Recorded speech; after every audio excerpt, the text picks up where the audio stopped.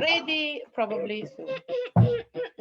They do like on TV. They go, oh my god.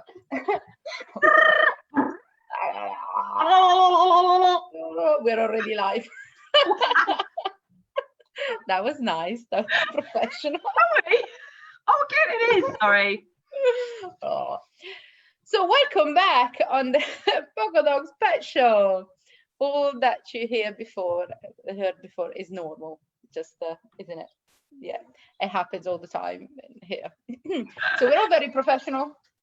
I am Debbie from Pocodogs. And I am Debbie from Debbie DoLittle. Don't say the word.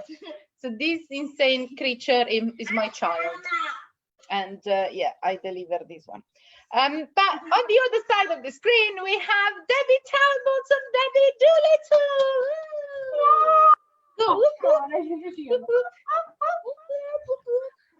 DoLittle. Debbie is my personal friend, and I completely, totally adore her. And I kid you not, when she came on Zoom and we could hear her voice in the living room, Winnie from the garden, and she was munching on ribs, right? She came in to go, oh, Debbie's here. Right. Fan is where is it? And so she came in here, wagged her tail for a while, and then realized that Debbie wasn't physically here. So what's the point? She's under the table. Yeah, she's waiting for you. She's waiting. I love Winnie. Aww. And Wilco's wild was like, where is Noah? Where's my mate? His mate is not here. I don't even know where his mate is.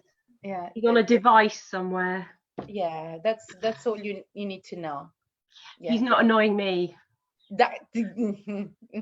Thank you, technology. We adore you. Yeah. No, come back here. You need to. No, you come back. You're not Noah, are you?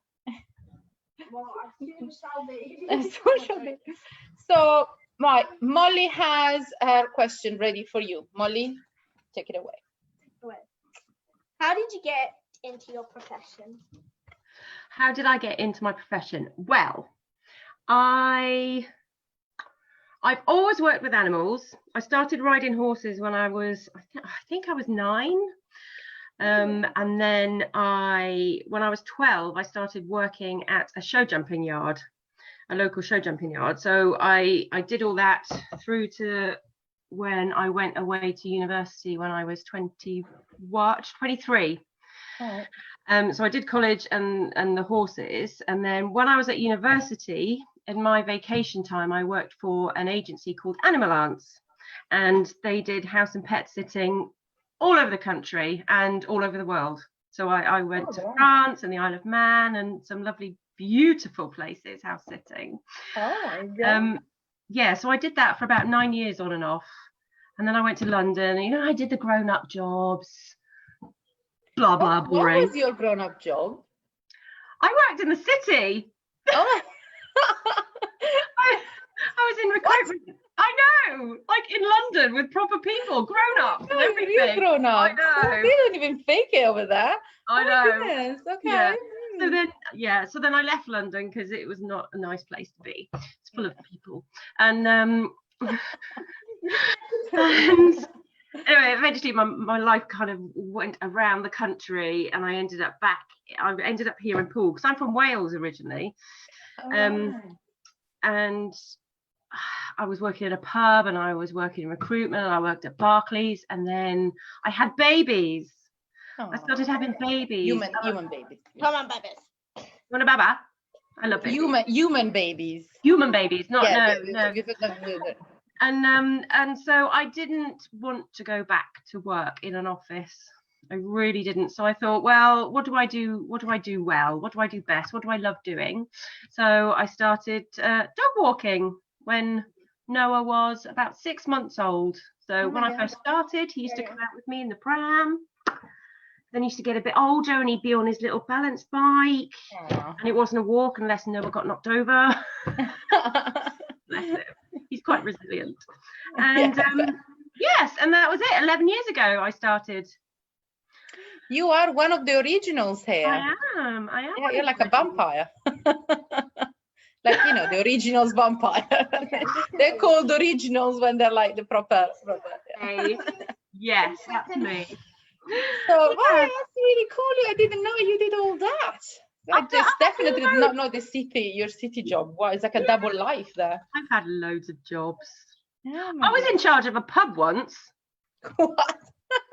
Okay, being drunk and taking over the pub does not mean being in charge of a pub. Oh my god!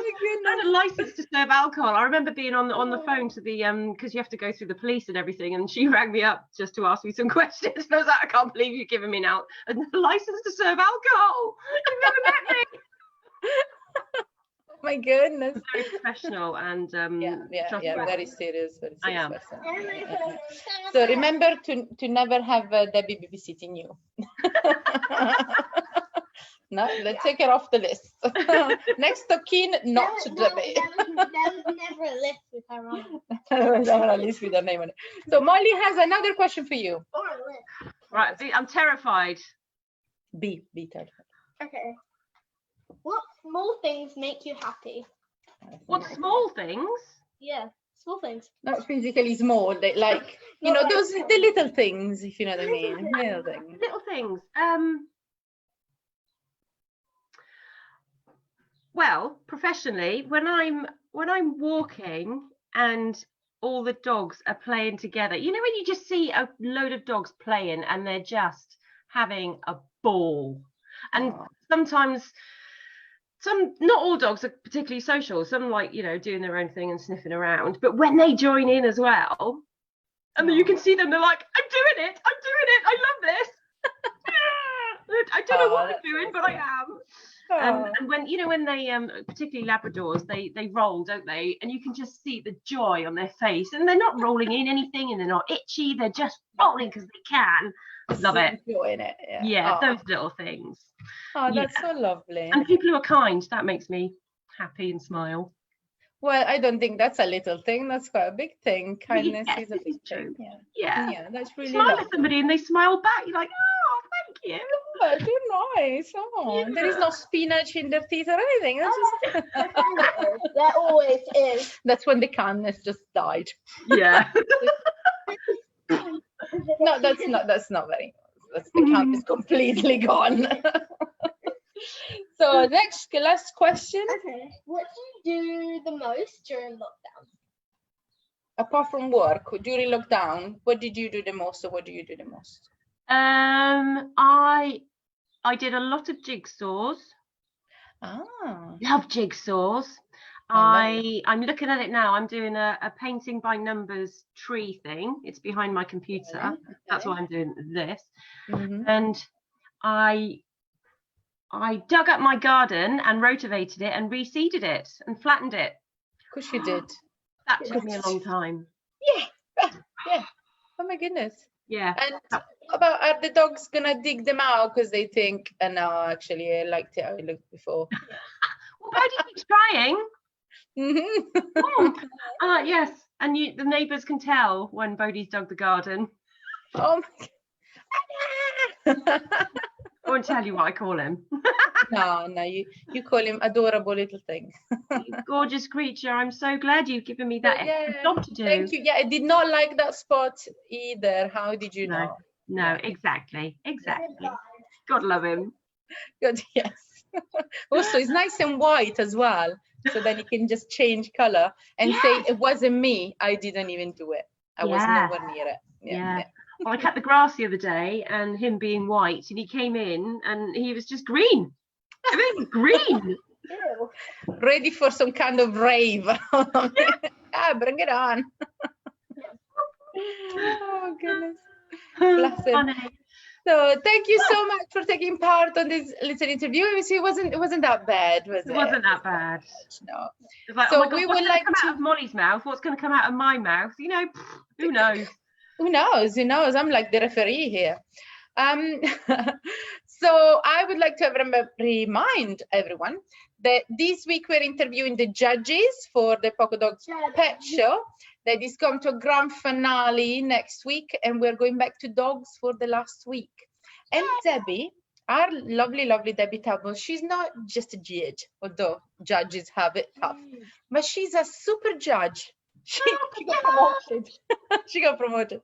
She's a super judge, which means that together with these this creature here that I made, and this creature here, and the lovely Freya lock. So that's me. You're not kidding. And then she's gonna wear a t-shirt. I'm stupid and point to me. So the 4 of us will be judging best in show. The pressure is on. That's really quite stressful. People don't understand. It is. When I asked you to, is she gonna be happy about this? Because it's a bit more responsibility. You were like, yeah, okay. That's how we like it. Yeah. Super happy that you're joining us to judge the best in show. So there is a bit less pressure on, on all of us. It's shared. Spread the pressure. I was just scratching my head. And I just saw like a table with 100 tarantulas on it. I was like, okay, too much game. You gave birth to her. Yeah, and I keep saying it as well. Maybe she was adopted, and I haven't told myself yet. You were adopted, and I was. You just don't have your mum's personality, so I don't have your personality, I guess. I don't know. Oh, you're right. So okay. So it's not. This is not genetic. This is just all you. Good. Yeah. Oh, I see legs. Someone's coming down. There's one. Is Noah. that Noah? That's Noah. Come say hello. Wait, Noah is here. No, he's fast asleep now. Oh, no, I'm so sorry. But Wilco sends his love. I know, and he's gone. That was. Bye. Bye. So lovely to see. That's what teenagers are like. That's what you see. You just saw. They just come specimen down of the a stairs and teenager. we're just like, hi, and they're like. They have stuff in their ears, and we believe they listen to some kind of new kind of language from somewhere else, and they just go away. They just have earplugs, so they don't hear it. That could be. You see, that's why you talk to young kids, because they know they are the future generation of teenagers. Oh my gosh, you reappeared. Oh no! They hover. Crash your head. Crash. That's it. And they hover a lot, teenagers. So it walks. And it disappears. Oh my God! Did you see that? Amazing. Yeah. Teenagers are fantastic creatures. Yeah, what the heck was that? Completely unaware. Unicorn. It's like seeing a unicorn. Yeah. It's a unicorn. Yeah, it's a unicorn. Okay. Batola. Oh my Lord. So thank you so much. Thank you, Noah, for the appearance as well. Incredible. Yeah. No, sneeze. See, teenagers, not like they can't hear you, they choose not to. They don't want to. And especially the male of the species. Especially, yeah. Mind you, I was a teenager once upon a time. Say bye. We might be able to hear his voice. Say bye. Say something. Say anything. Anything. There we go. Anything. Oh my gosh, he speaks. Oh, there it is again. And it's gone. Yeah, they eat a lot, I hear. They need to eat a lot, so they show up when they're hungry. You're one in the making. So, thank you again, Debbie, especially for this last great ending. And we'll see you next week. Whoop, whoop. Bye. Why you put your hand in front of my face? Why you put your hand in my face? I don't. Is it still on?